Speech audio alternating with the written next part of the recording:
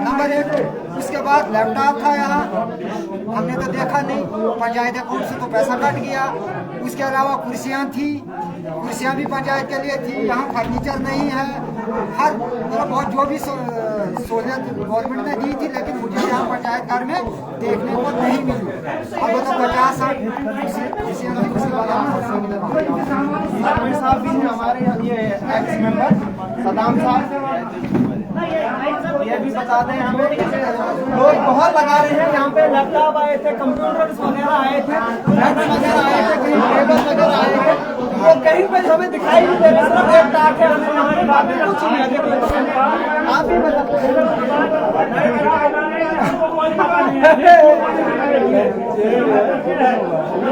घर का जिम्मेदार है, मुझे पता नहीं बचे कहाँ के उन्होंने कार्रवाई सरकार के लिए जरूरी कार्रवाई करनी है। बता रहे हैं कि ये नायब साहब मैंने जो 5 साल यहाँ लोगों के लिए किया, अगर लाइट है, मैंने जो 5 साल लोगों के लिए यहाँ खिदमत की, आपको ग्राउंड पे मिलेगी, वो ग्राउंड पे मिलेगी। मैं नंबर 1 को छोटा सा नंबर था, मुझे विश्वास किया, मुझे नायब सरपंच बनाया। लेकिन मुझे अपने काम पे यह फखरन कहता हूँ, जो मेरे वार्ड में काम है वो शायद पूरे ब्लॉक में आपको कहीं नहीं मिलेंगे, इसलिए तो मुझे मेंबर बनाया था।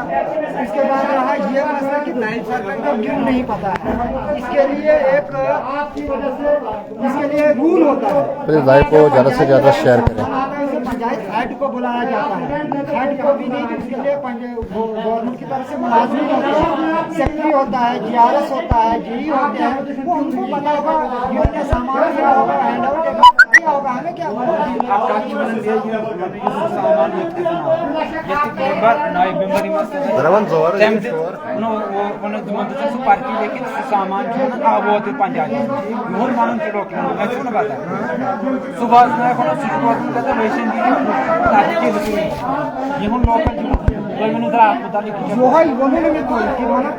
सामान आओ गवर्नमेंट पंचायत अकाउंट से अगर फॉर एग्जाम्पल 2 लाख रुपए हमारे पंचायत घर के लिए काटा, 2 लाख का सामान उन्होंने देना था, एस्टीमेट डिपार्टमेंट का खुद बनाया ना, उन्होंने कुर्सियां भी दी खुद ही, ये टेबल भी खुद ही लिए।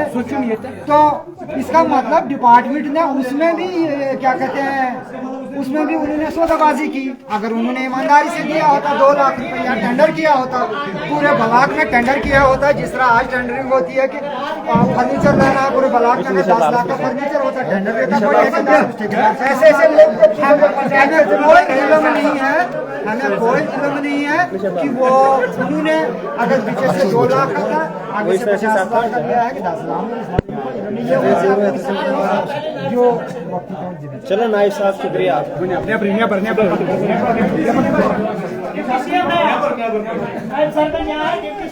प्लीज़ लाइव को ज़्यादा से ज़्यादा शेयर करें। हम इस वक्त पंचायत के न्यास में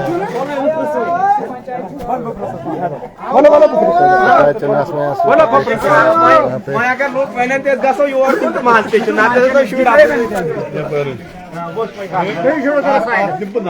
मगर जोर से लाइव शो लाइव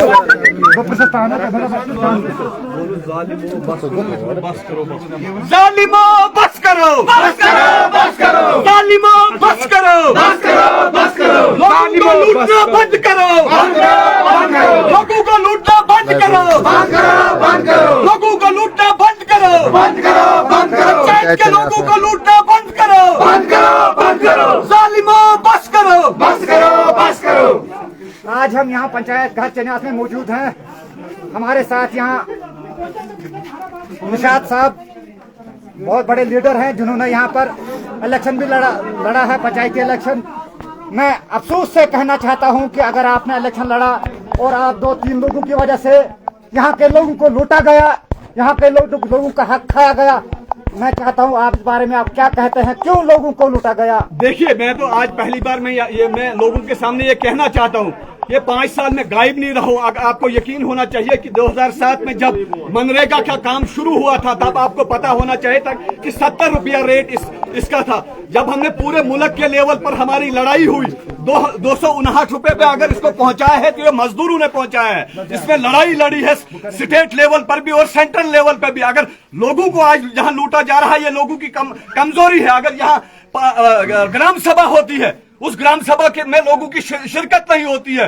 अगर लोग शिरकत करेंगे तो लूटने वाले को जुर्रत नहीं होगी। मैं आज यहाँ से बताना चाहता हूँ कि जिन लोगों ने वेंडर्स की जो वेंडर रहे हैं, कोई भी हो इस इलाके का, जो साइड पे काम हो रहे हैं उन पे वहां कामों के ऊपर वो वहां मटेरियल क्यों नहीं डाला जा रहा है? या तो डिपार्टमेंट भी इसमें मिला हुआ है, वीडियो भी इसमें मिला हुआ है। क्यों यहाँ के लोगों के साथ नाइंसाफी हो रही है? मैं आज यहाँ से कहना चाहता हूँ, ये बेवकूफ ना बनाए लोगों को।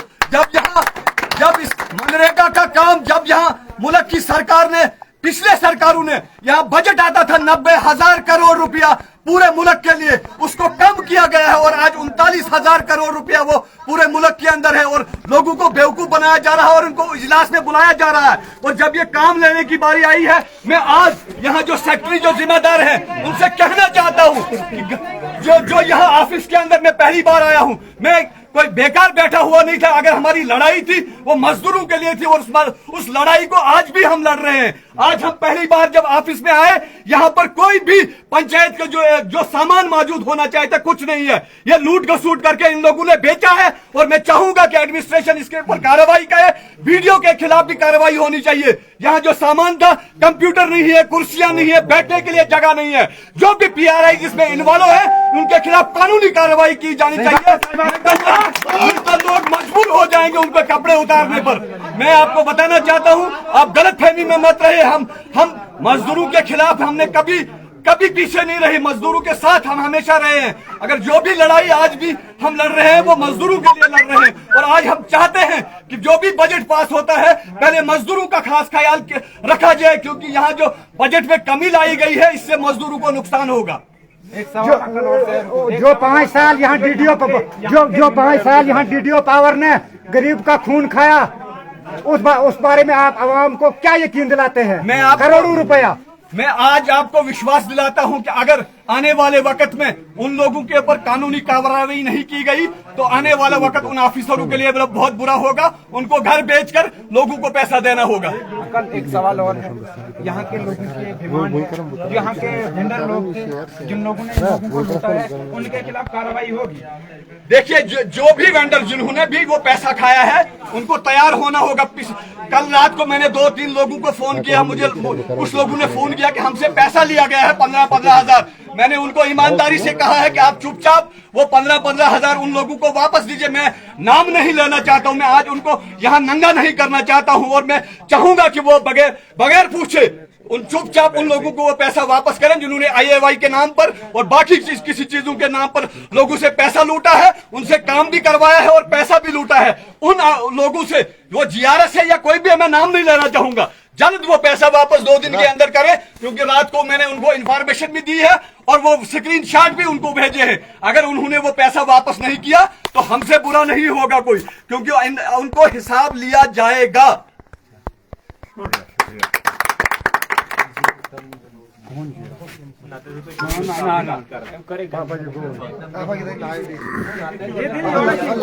देख सकते हैं आप, ये हमारे निशाद साहब काजी थे। आपको इसलिए ये सवाल पूछा गया, आपको इसलिए सवाल पूछा गया कि आपको लोगों ने बहुत बड़ा मैंडेट दिया और 90% लोग इस वक्त चाहते हैं कि इंशाल्लाह आपको इससे ज्यादा मैंडेट मिलेगा। देखिए, मुझे लोगों के ऊपर भरोसा और मैंने लोगों के लिए काम किया है। आप कहोगे कि अगर मैं पंचायत में नहीं आया हूँ, पंचायत के बाहर जो भी आज अगर मजदूर के रेट्स की कोई बात कर रहा है तो वो हमारी ऑर्गेनाइजेशन कर रही है पूरे मुल्क के लेवल पर। आज हम कह रहे हैं कि मजदूर को कम से कम 700 रुपया दिहाड़ी होनी चाहिए।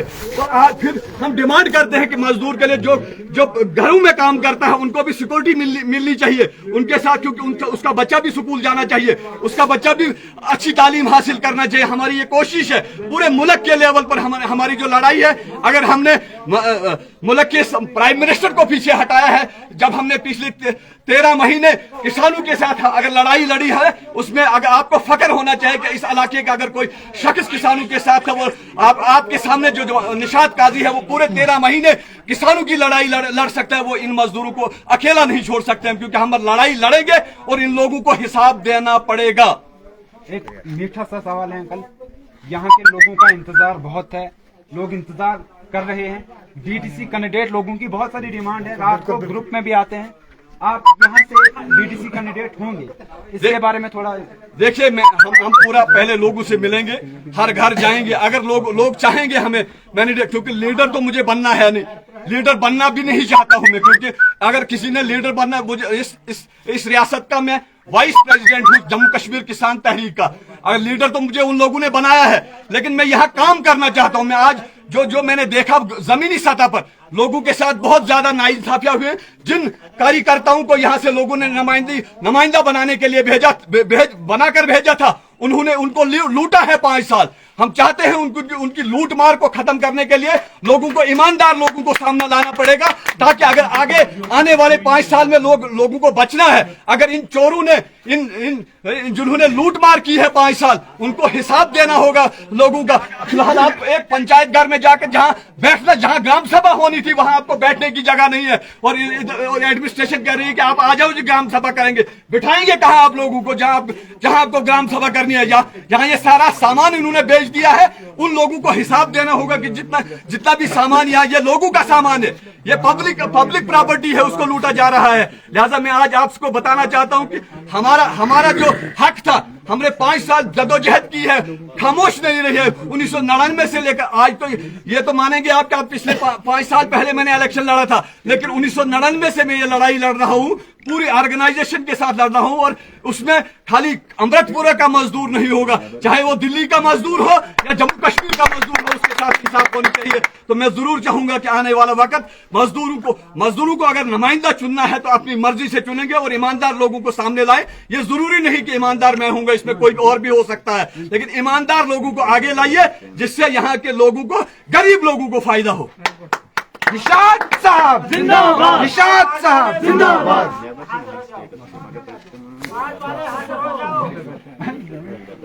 शुक्रिया। हम इस वक्त पंचायत चन्यास के जिले से अमृतपुरा मिलते हैं थोड़ी देर के बाद, तब तक के लिए धन्यवाद।